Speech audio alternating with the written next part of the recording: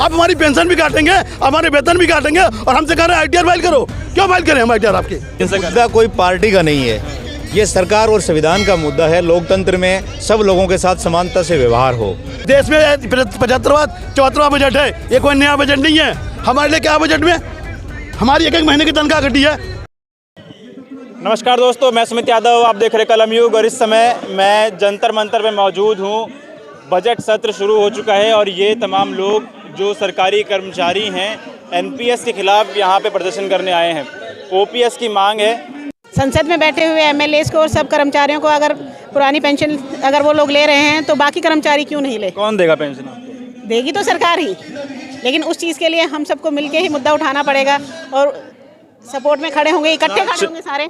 अभी चुनाव भी नज़दीक है, लोग 2024 की बात भी करने लगे। हाँ जी, हाँ जी। तो क्या 2024 में मुद्दा बनेगा कि नहीं? 2024 में मुद्दा ज़रूर बनेगा ये, और आई थिंक सरकार को भी सुनना पड़ेगा इस चीज़ के लिए, नहीं तो क्या होगा? कांग्रेस बात कर रही, क्योंकि हमने देखा है राजस्थान में कांग्रेस ने पेंशन बहाल करी, हिमाचल प्रदेश में बहाल करी, छत्तीसगढ़ में बहाल करी। देखिए, इसमें कांग्रेस या बीजेपी का कोई वो नहीं है, ये सरकार के कर्मचारियों के हित के लिए है। तो वो चाहे कांग्रेस हो चाहे वो बीजेपी हो, जो भी करेगा उसके साथ रहेंगे सब।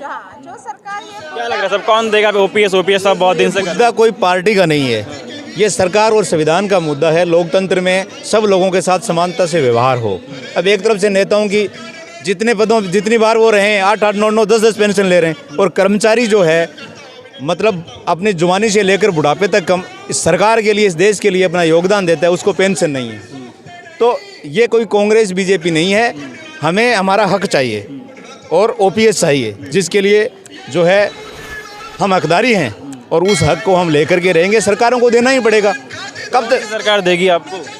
देखिए, बीजेपी की बात करो तो बीजेपी की सरकार ने NPS लाई। बात केंद्र की है कि अभी लगभग 5 राज्यों में जहाँ हुआ है वहाँ बीजेपी की सरकार नहीं है। इसको राजनीतिकरण भी हो रहा है, तो आखिरकार तो केंद्र को देना है। राजनीतिकरण होने से फायदा होगा कि नहीं होगा? फायदा होगा। देखो, लोकतंत्र में जब विपक्ष यदि अच्छी भूमिका में होता है तभी सरकारों को सोचना पड़ता है, और निश्चित रूप से सरकार पे दबाव है अब कि जब नौकरी पे दबाव नहीं है आपकी? नौकरी पे तो दबाव आया हुआ है, जब से NPS है तभी से दबाव है। ऑलरेडी हम दबाव में काम कर रहे हैं। के खिलाफ में बोलेंगे तो नौकरी पे दबाव आएगा, नौकरी चली जाएगी। हम हमारे अधिकारों के लिए बोलेंगे, उसमें सरकार क्या होती है? अधिकारों के लिए तो सरकारी नौकरी ना, सरकारी नौकरी है। हम चाहे निकाल अधिकारों के साथ और संविधान के दायरे में रहकर हम आवाज़ उठाएंगे, वो हमारा राइट बनता है।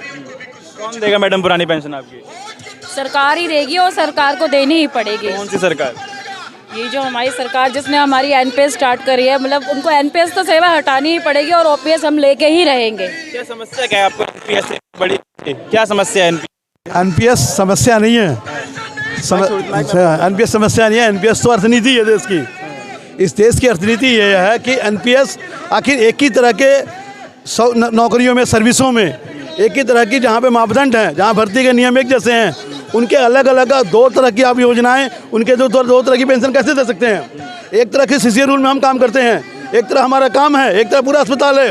उसी अस्पताल में 2004 से आए हुए पहले लोगों को OPS दिया जा रहा है और 2004 के बाद लोगों को आए हुए NPS दिया जा रहा है। ये देश का न्याय कैसा है? एक तरह की सर्विस के अंदर, एक तरह के मापदंड के अंदर आप 2 तरह की योजना कैसे लगा सकते हैं? योजना 2004 में ना, 2004 में लेके आए, हम तो लेके नहीं आए थे ना। देश की आवाम ने नहीं कहा था कि हमारे योजना लग लाओ, और देश की जो मैक्सिमम जो आबादी है वो तो कहती है हमें पेंशन चाहिए। आज योजना तो आप लेके आए ना, और दूसरी योजना जिसके लिए आप बात कर रहे हैं, योजना लेके आए थे, वो जिन लोगों ने बदली थी, जिन लोगों ने उसे पार्लियामेंट में लेकर 10 आके पास किया था, बिल को पास किया था, उसमें हम तो भागीदारी नहीं थी, उसमें देश की जो पार्लियामेंट की पार्टी है उन लोगों ने पास किया था। आज से बजट सत्र शुरू हो चुका है, आप लोग यहाँ पे आके बैठे हुए हैं, तो कुछ होगा कि नहीं होगा? बजट सत्र पे इसका असर पड़ेगा? 1 मिनट सुनिए, बजट सत्र की बता दूं, इस देश में 75वां 74वां बजट है, ये कोई नया बजट नहीं है। हमारे लिए क्या बजट में हमारी एक महीने की तनख्वाह घटी है इनकम टैक्स में। बताएं, यहाँ बच्चे हमारी बेटी मैंने एक महीने की तनख्वाह हमने काटी है। किस बात की काटी भाई? हम कौन से फायदे लिया? हमने कौन से फायदे लिया आपसे? हमने आपको सेवा दी, सर्विस दी, आपने हमारा बिना पूछे हमारा टैक्स काट दिया हमारा। ऊपर से हमें कहते हैं ITR भरो। क्यों भरे ITR हम भाई?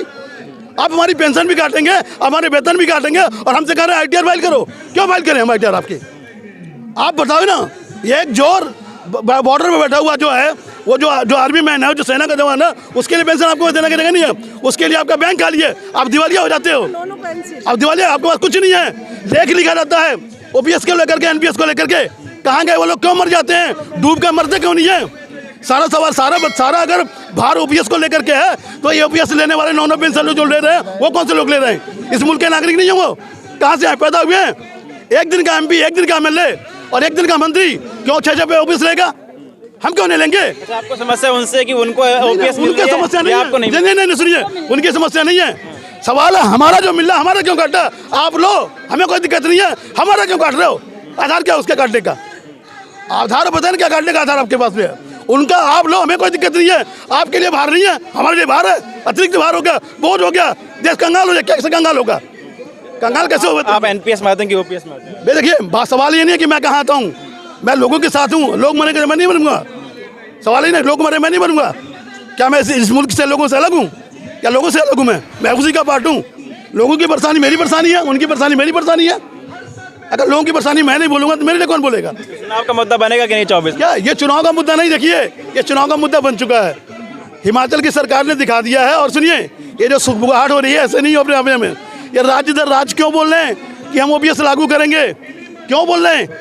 आखिर 2004 के बाद में, 5 के बाद में यूपीए की सरकार रही है 10 साल, तो उसने ओपीएस लागू कर देती। लेकिन नहीं, अब ओपीएस लागू यूपीए की सरकार, जो लोग बैठे थे कांग्रेस के, वो क्यों बोल रहे हैं? क्योंकि दबाव है। अब दबाव है, अब लोग जान चुके हैं, समझ चुके हैं।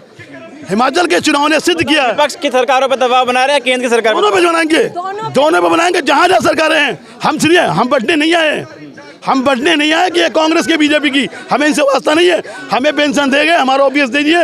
और सुनिए, एक तरह की सर्विस में 2 तरह का मापदंड नहीं चलेगा। आपने बदला, आप बदलिए उसको, आप चेंज कर दिए उसको। जी साहब, क्या आपका क्या नाम है? क्या नाम है? विमल कांत यादव नाम है मेरा। कहाँ से हैं यादव जी? मैं हूँ बनारस से। यहाँ मैं सफदरजंग नर्सिंग यूनिट के साथ आया हूँ। सफदरजंग में मैं जॉब करता हूँ। ठीक है, सफदरजंग में आप जॉब करते हैं। क्या समस्या आपको? एनपीएस से क्या समस्या हो गई? एनपीएस समस्या बहुत सारी है। मेरी 2019 का ज्वाइनिंग है। ठीक है, लेकिन ये एनपीएस जो है पूरा शेयर मार्केट पे बेस्ड है।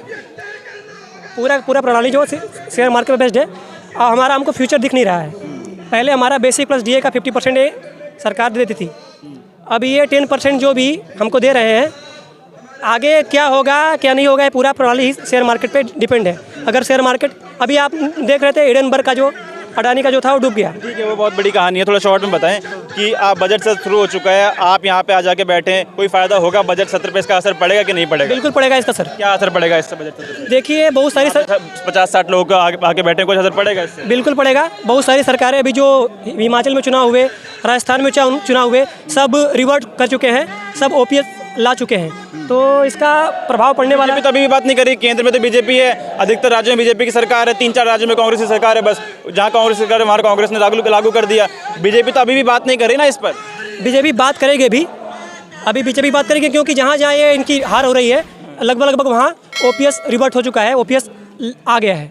तो इस बार का सत्र गया तो फिर आप किसी काम का नहीं रहा, या आज बैठे यहाँ पे कोई मतलब नहीं बना इस बात का? सत्र आज चालू हो चुका है। नहीं, मतलब तो इसका बनेगा ही।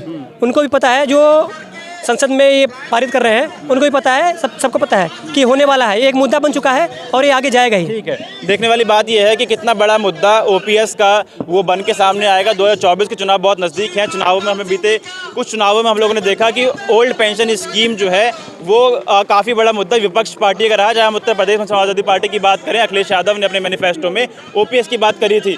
वहीं राजस्थान में कांग्रेस ने लागू किया, हिमाचल प्रदेश में भी मुद्दा ओपीएस का रहा। और हिमाचल प्रदेश में कांग्रेस की सरकार भी आई। इन लोगों का दावा है कि हमारी वजह से सरकार आई। तो फिलहाल 2024 के चुनाव बहुत नज़दीक हैं। सभी विपक्षी पार्टियां और केंद्र जो भारतीय जनता पार्टी की सत्ताधारी पार्टी है, सभी लोग अपनी तैयारियां करने लगे हैं 2024 के चुनाव की। कितना बड़ा मुद्दा 2024 के चुनाव में ओपीएस का मुद्दा रहेगा, ये देखने वाली बात होगी। फिलहाल ये वीडियो में खत्म कर रहा हूँ। आप लोगों से मुलाकात होगी अगली वीडियो में। तब तक नमस्कार।